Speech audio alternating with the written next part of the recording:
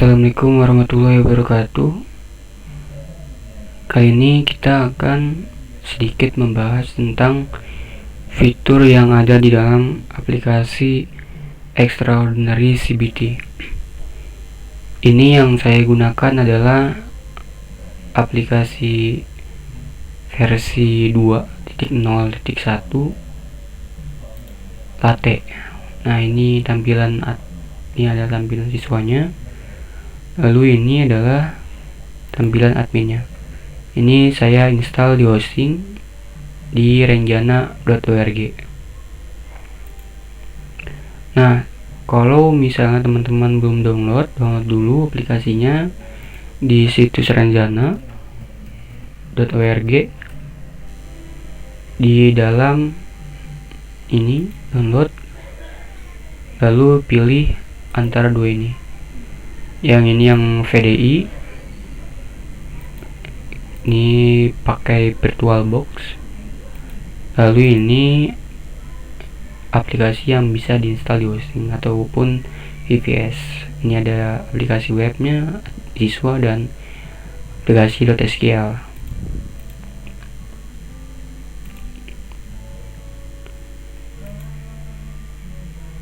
Di sini kita membagi dua host, yaitu host ini yang cbt-admin.renjana. Ini adalah aplikasi adminnya.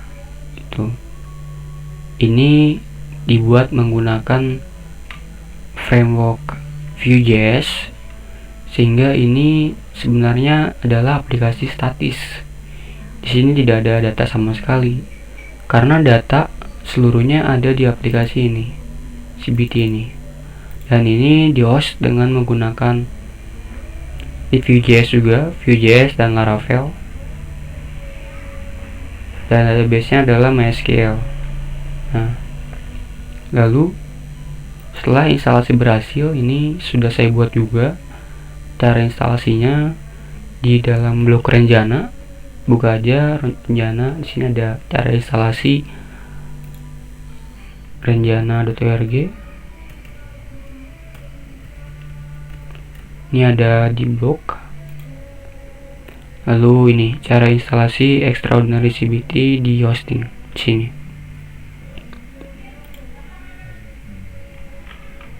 Jangan baca teman-teman sampai selesai, sampai berhasil tampil seperti ini. Yang pertama harus dilakukan ketika instalasi berhasil adalah kita buat data masternya di sini.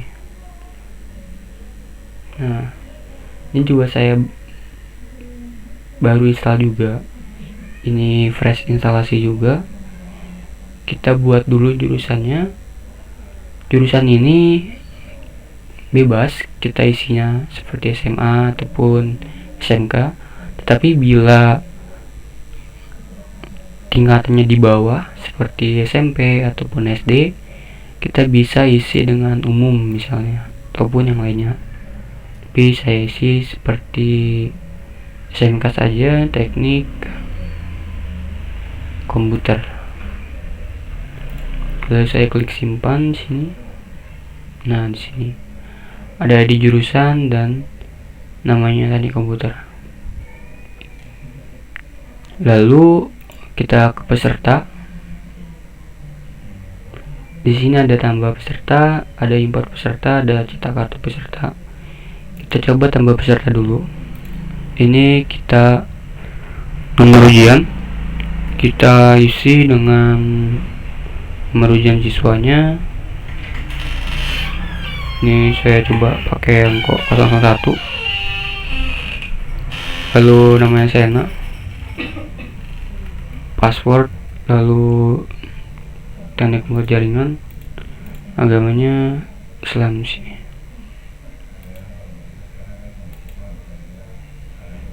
Ini ada detailnya. Lalu di dalam cetak kartu peserta sini akan tampil nama pesertanya, password, dan ini teks di sini kita bisa ubah di sini. Misalnya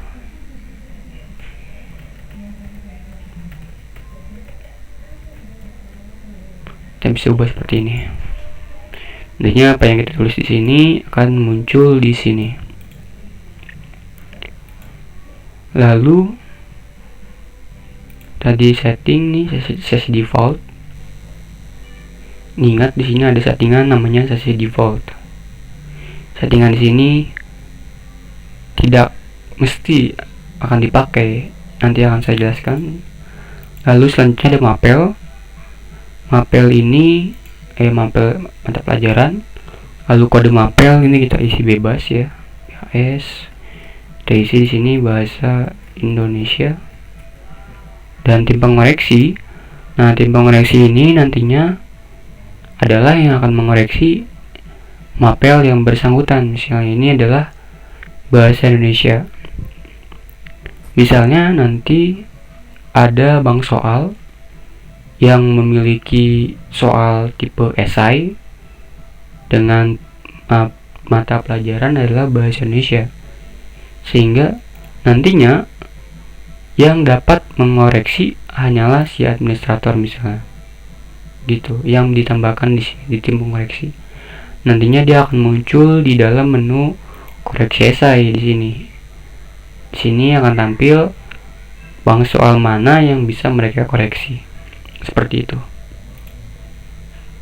Sini lagi, lalu mapel khusus sini.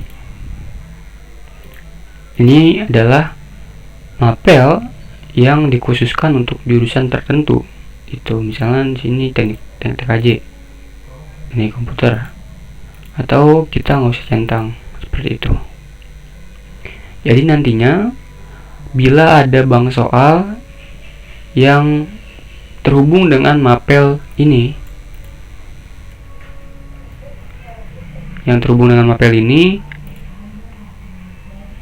akan menyesuaikan dengan jurusan si siswa. Misalnya jurusan siswa adalah TKJ, maka bank soal tersebut akan didapat oleh si siswa. Bila misalnya yang kedua adalah multimedia, maka dia tidak akan mendapatkan bank soal dengan mapel ini. Lalu agama juga sama, menyesuaikan dengan agama dari siswa itu. Misalnya di sini kasusnya ada Buddha, ada Islam gitu ya. Ini. Lalu saya simpan. Ini tadi tipenya agama, administrator. Saya coba.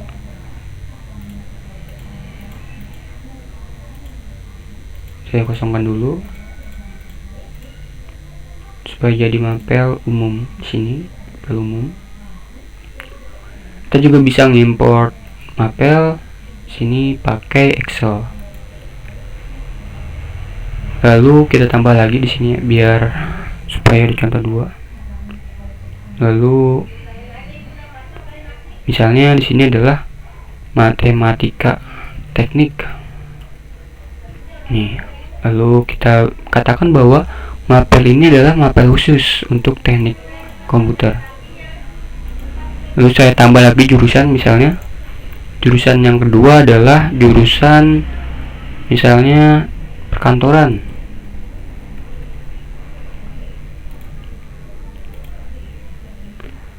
Kita pergi ke mapel lagi, kita buat lagi di sini namanya matematika bisnis. Nah, di sini adalah mapel khusus. Nah, kita isi perkantoran seperti itu. Jadi bila di SMK itu ada tipe matematikanya, matematika bisnis, matematika perhotelan, atau matematika teknik. Mereka memiliki rumpun. Jadi jurusan apa aja yang termasuk dalam matematika bisnis misalnya, kita bisa isi banyak di sini. Gitu. Lalu kita simpan. Nah, kita punya 3 kasus ini, matematika bisnis, matematika teknik di sini. Dan ini adalah bahasa soal umum. Lalu kita pergi ke user. Nah, user ini adalah si pengoreksi daripada ini bank soal ataupun guru biasanya. Dan dia juga memiliki kemampuan untuk menginput bank soal. Bank soal si user ini tidak bisa diambil oleh bank soal user lain, tetapi bisa dilihat oleh administrator. Seperti itu. Kita buat misalnya Clara @celeran.com, kita kasih password. Nah, seperti ini. Ada guru namanya clara@celeran.com. Lalu kita ke menu grup. Nah, grup ini kita asumsikan sebagai kelas, bisa juga, ataupun kita asumsikan sebagai ruangan. Kita bisa asumsikan berbagai macam hal. Nah, kalau misalnya kita asumsikan dia sebagai kelas, kita bisa buat seperti ini. Parent grupnya tidak ada, none. Lalu kita buat lagi di sini kelas X1, parent grupnya none. Lalu kita buat lagi di sini parent grupnya none. Nah, kita bisa langsung memberikan anggota di sini. Atau bila kita rasa dia harus memiliki children lagi, kita bisa tambahkan lagi grup di sini. Nama grupnya X1, misalnya TKJ, itu misalnya. Parent grupnya adalah X. Sini. Maka dia akan masuk ke dalam parent grupnya. Lalu kita bisa isi anggota di sini. Nah, anggota ini kita bisa tambahkan manual lewat ini, atau kita bisa import. Misalnya saya tambahkan manual ya. Ini saya copy, lalu ke sini ke anggota kita ini. Bila kita ingin menambahkan lebih banyak, kita bisa pakai koma gitu, sesuaikan dengan nomor ujian daripada siswa. Saya kasusnya saya tambahkan di sini. Nah, akan muncul seperti ini. Saya coba tambahkan lagi, maka dia sini. Nah, kayak gitu. Jadi kalau kita lihat anggotanya, maka dia muncul seperti ini. Jadi nantinya siswa bernama Sena ini adalah anggota grup daripada X1 TKJ. Kegunaannya untuk apa? Nah, ini kegunaannya hanya untuk grouping saja dalam masalah result atau hasil ujian, ataupun seperti analitik gitu. Lalu kita pergi ke bank soal. Nah, di sini di bank soal ini kita bisa tambah bank soal. Kita buat misalnya bahasa Indonesia. Nih.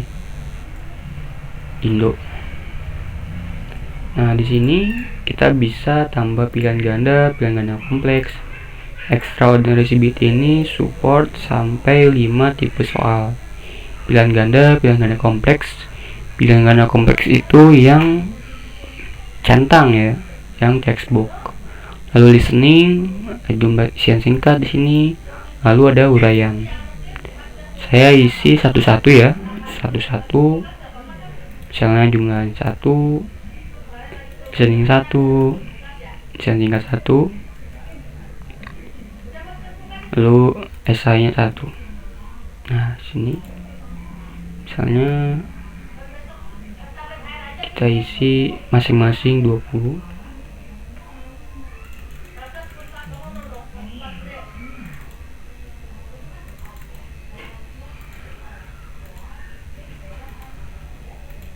Ini. Nah, persen ini harus sama dengan 100% ya. Kalau tidak ya tidak bisa. Simpan. Nah, di error tuh. Saya simpan. Di sini ada kode bank soal, ada mata pelajaran. Ada di sini. Ada jumlah PG-nya, ini ada menjodohkan, saya belum. Ini adalah fitur atau fitur depan belum terimplementasi ke dalam versi latte ini. Lalu soal terinput adalah soal yang sudah diinputkan gitu, karena kita masih baru jadi 0. Nah, kalau misalnya kita membuat PG ini maksimalnya adalah 1, ini adalah maksimal yang akan diambil oleh siswa. Jadi kalaupun kita menambahnya soal di sini, misalnya saya buat soal, saya tambah soal misalnya sini. Nantinya kalaupun saya tambah soal 2, 3 gitu, itu akan tetap tampil 1 di siswa. Nah, pengambilannya tergantung dengan settingan kita nantinya, apakah kita ingin mengacak soal atau tidak. Kalau misalnya tidak mengacak soal, maka yang diambil adalah hanya nomor yang awal. Kalau kita aktifkan acak soal, maka dia akan mengacak antara 3 tadi gitu. Ini juga ada fitur paste soal. Di sini kita paste. Ini ada formatnya ya untuk PG dan esai. Lalu ada import soal. Di sini ada 2 format ya. Format 1 saya coba lihat di sini. Saya buka. Terus nah, format 1 seperti ini, bisa dilihat teman-teman. Format 1 ini kita pakai tanda smile di sini sebagai separator.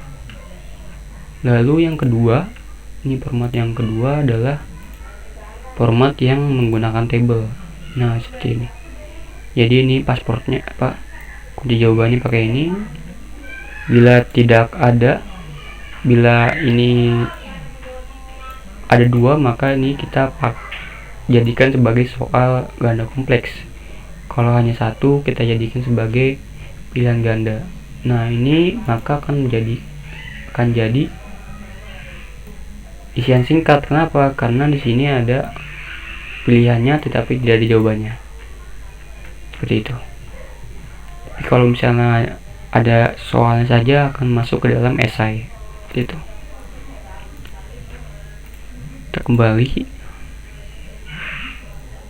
Kita coba import soal dulu pakai format yang kedua, misalnya pakai download format kedua sini. Saya upload misalnya.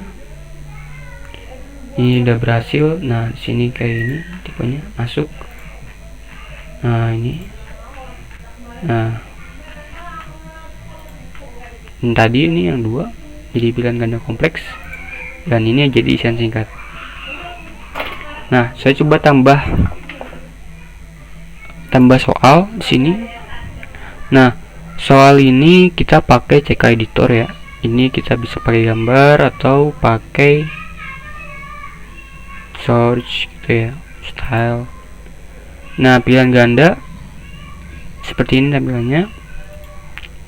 Lalu di sini juga ada audio. Kalau misalnya kita pakai ganda kompleks, maka ini akan jadi checkbox. Isian singkat akan seperti ini. Nah, isian singkat ini misalnya kita punya 1 tambah 1 misalnya, lalu pasti 2 gitu. Ini pakai trim ya, jadi kalaupun ada spasinya ini nggak ada masalah gitu, tetap hasilnya ada 2. Lalu kalau misalnya kita ingin membuat jawaban alternatif gitu, nggak cuma 2 jawabannya, misalnya bisa aja jawabannya adalah berapa gitu. Misalnya kita jawabannya adalah 2 minus 1 gitu.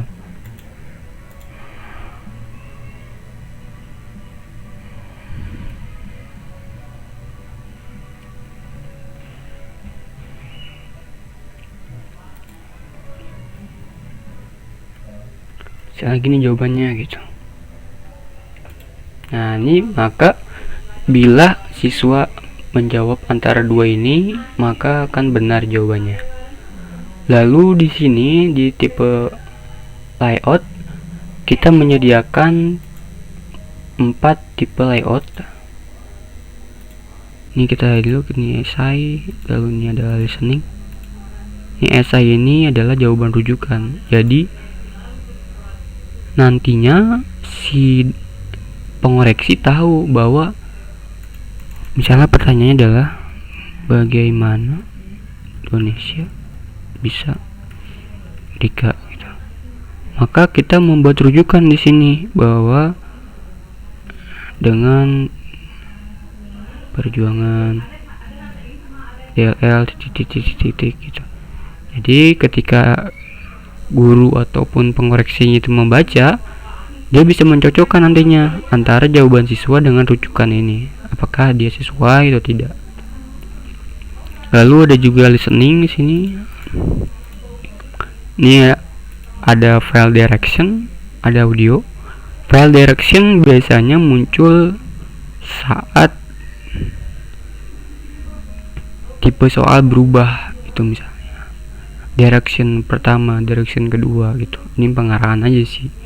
Misalnya tipe soal berubah, maka kita bisa memberikan audio tentang bagaimana cara siswa itu menjawab, mendengarkan dulu kah ataupun merespon daripada jawaban daripada si pembicara gitu. Nah, tipe soal listening ini sudah pasti pilihannya tidak acak di sini, otomatis tidak acak. Meskipun kita pilih acak, tapi ini tidak akan teracak. Ini kita bisa tambah, kita bisa silang juga sama seperti tadi. Lalu tipe layout, kita menyediakan 4 tipe layout di sini. Ini adalah soalnya, lalu di bawah ini akan kita isi jawaban, atau yang kedua ini kita pakai ini yang 3 di sini jawabannya. Kalau yang tadi kan 3 ke bawah, ini ke samping. Lalu yang ketiga yang ini berada di dalam sebuah table sini, lebih rapi. Lalu yang keempat ini, jadi soalnya di kiri dan jawabannya di kanan, seperti itu. Saya coba misalnya ini saya setting ya, ini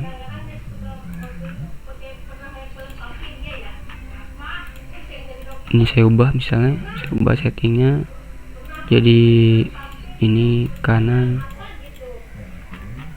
saya simpan misalnya. Nantinya akan tampil di siswa seperti apa gitu. Lalu ini saya ubah settingannya, saya ubah jadi seperti ini bilangnya, seperti itu. Jadi nanti akan tampil di siswa sesuai dengan settingan kita. Lalu kita pergi ke jadwal ujian. Kita buat jadwal di sini. Di sini ada event dan jadwal. Nah, event ini apa? Event ini adalah semacam nama daripada parent ujiannya. Misalnya kita buat sebuah event ujian sekolah gitu. Nah, itu event, dan ujiannya nantinya akan merujuk kepada event ini gitu. Kenapa kita harus pakai event? Kita bisa membuat ujian tanpa event di sini. Kita bisa membuat ini. Misalnya nama ujiannya adalah ulangan biasa. Tanggal ujiannya bebas gitu misalnya. Baru setting, di sini kita soal. Kita bisa ini pilih di sini mau. Jadi ini itu sebenarnya kita tidak bisa mengacak. Jadi kita acak soal ini maksudnya adalah per section. Ini section list, misalnya section pilihan ganda, maka dia hanya mengacak di pilihan ganda ini. Nantinya setelah pilihan ganda diacak, maka di bawahnya juga sisian singkat diacak. Dia tidak akan bercampur, tapi dia akan sesuai dengan sectionnya. Sesian singkat di pertama misalnya seperti itu, kita simpan seperti ini. Ini tidak ada event. Nah, kita bisa melakukan ujian dengan normal. Tetapi bagaimana jika kita ingin membuat report? Nah, seperti report berita acara ataupun kita buat kartu peserta yang khusus untuk event tersebut. Nah, kita perlu event di sini, tambah event. Misalnya eventnya adalah ujian sekolah.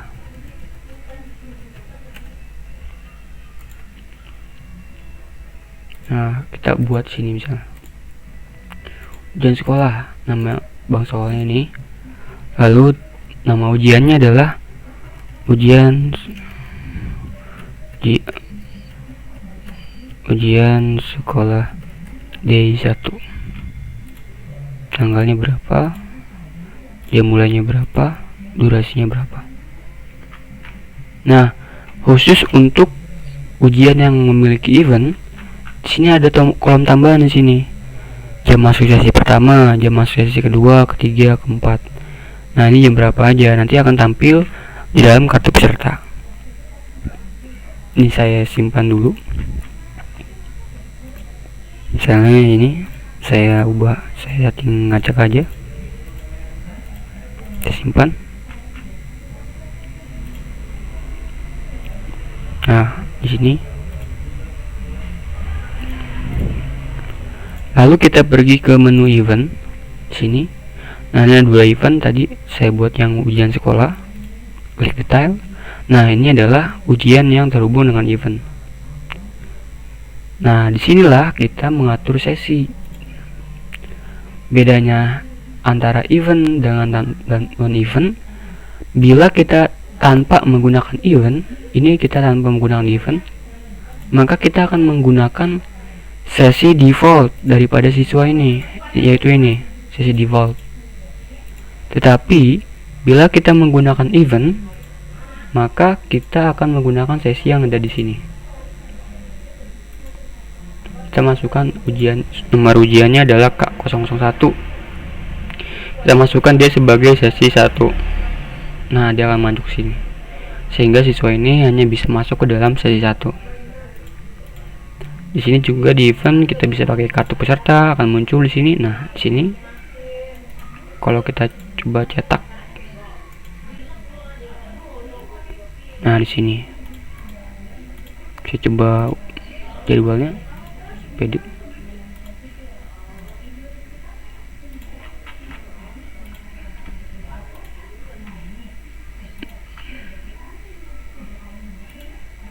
Nah, seperti ini. Ada waktunya jam 21, tanggal jam segini, tanggal sekian. Ujian sesinya sesi 1. Ini adalah sesi yang kita setting di dalam event, seperti itu. Ini kita bisa tambahin teks tambahan. Misalnya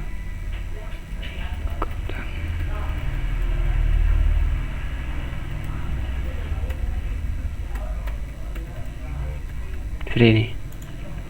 Kita cetak kartu misalnya. Nah, akan muncul di sini.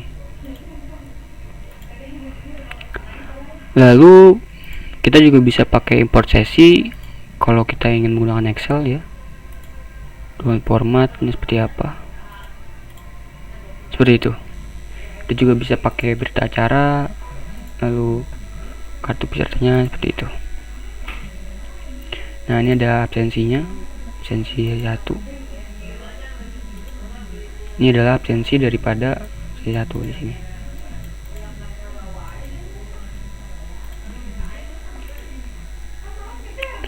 Lalu selanjutnya adalah kita coba pergi ke status ujian. Nah, di sini sudah ada seperti sini, login.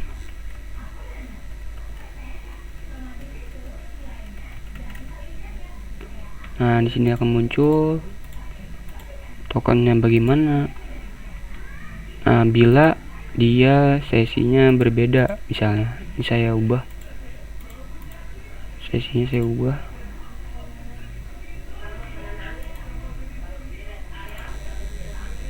nih, saya coba misalnya tokennya adalah ini kan, tokennya belum dirilis ya, saya ubah misal, maka dia status token belum dirilis di sini, maka minta rilis dulu, lakukanlah rilis gitu. Jika kita melakukan rilis, kita submit, maka dia nggak bisa, sesi belum ditentukan, hubungi administrator gitu. Kalau kita pergi kalau masalahnya di situ, maka kita pergi ke ini, terus hapus sesi. Nah, di sini. Nah, teman-teman bisa lihat di sini ada copy sesi dari default. Nah, di sini artinya kita mengambil data dari default, misalnya gini. Nah, ini akan diambil dari sini, sesi default, maka otomatis ambil ke event ujian. Belum tentukan.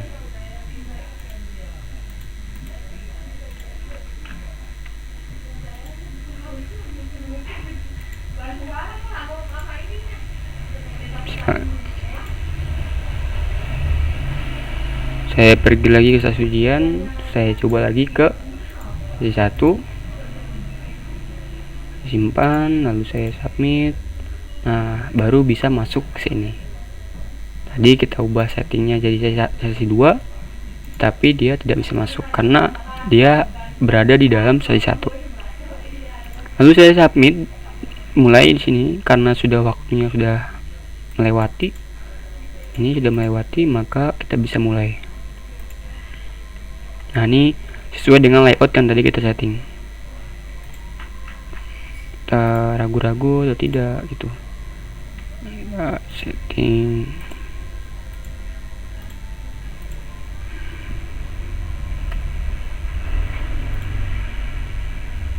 Nah, ini kalau ada masih ragu-ragu, kita pilih sini. Jadi ini kita bisa fokuskan, kita tidak fokuskan gitu. Sini. Nah, kita juga bisa ubah sini.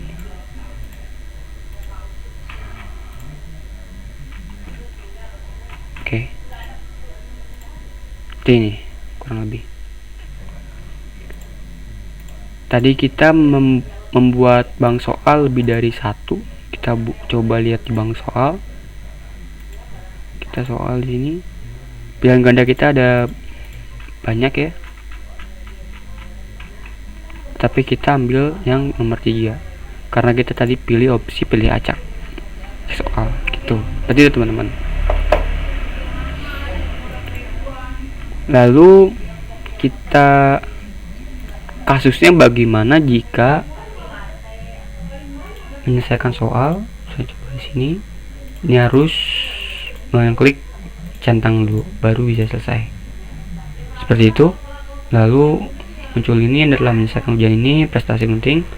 Lalu ke halaman utama. Dari sini. Diadam atau ujian saat ini. Itu. Tidak ada lagi. Tidak ada. Oke, itu.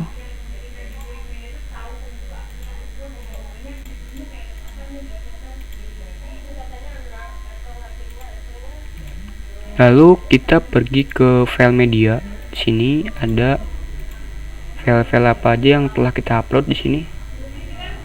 Ini filenya gitu ya. Nah, ini nantinya kalau misalnya filenya sekiranya sudah tidak digunakan, kita bisa hapus di sini. Tapi hati-hati teman-teman, pastikan file itu tidak digunakan ya. Sampai nanti siswa tidak muncul soal gambarnya gitu.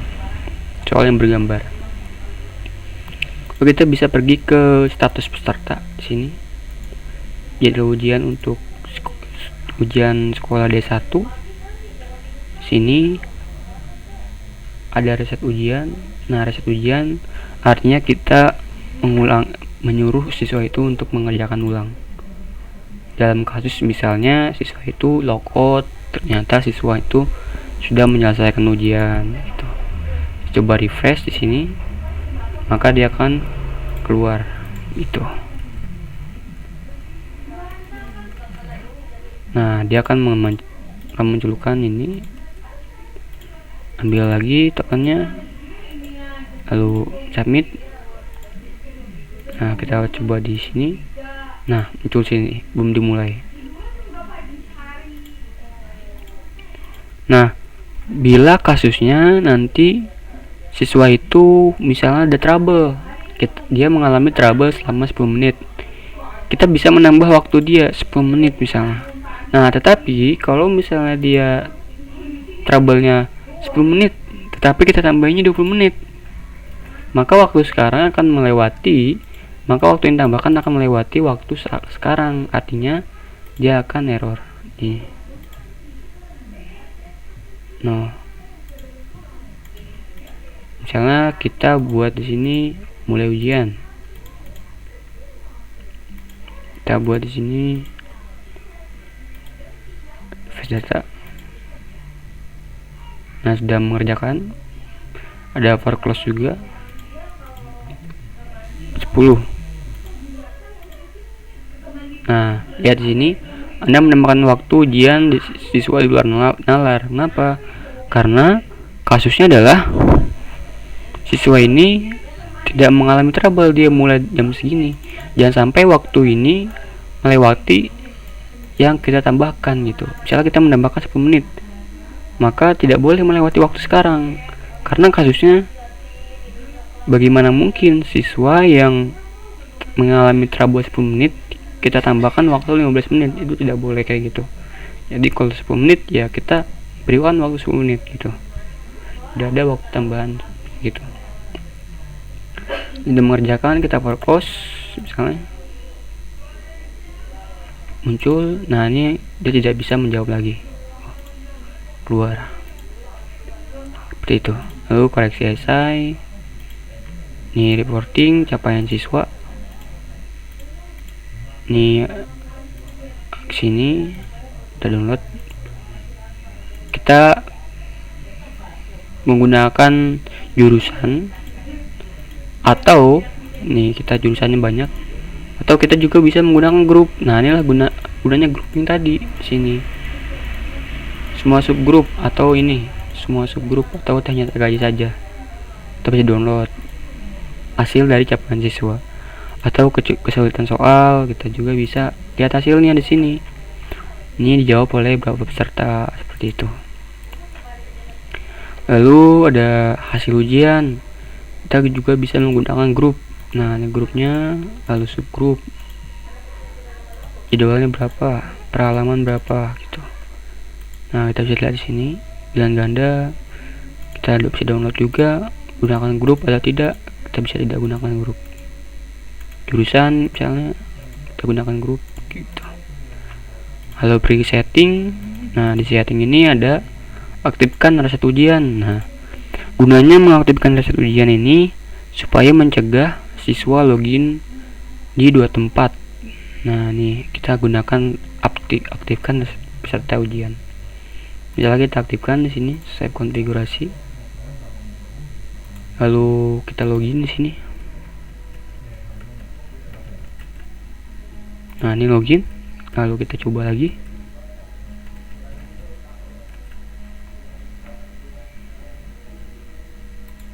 Ini CBT. Saya lagi coba. Nah, sini sudah login, minta proctor untuk mereset. Berarti kita harus mereset dulu di sini.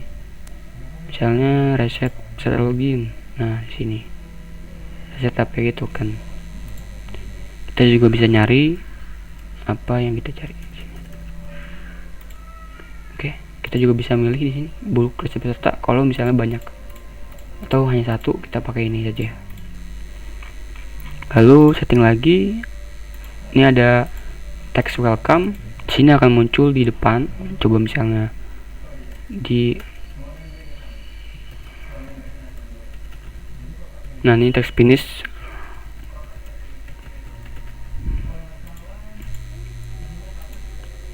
Nah, dia akan muncul di sini halaman depan. Seperti itu teman-teman. Nah, kurang lebih seperti itu fitur daripada Extraordinary CBT. Ini ada dua paspor, ada logo sekolah juga.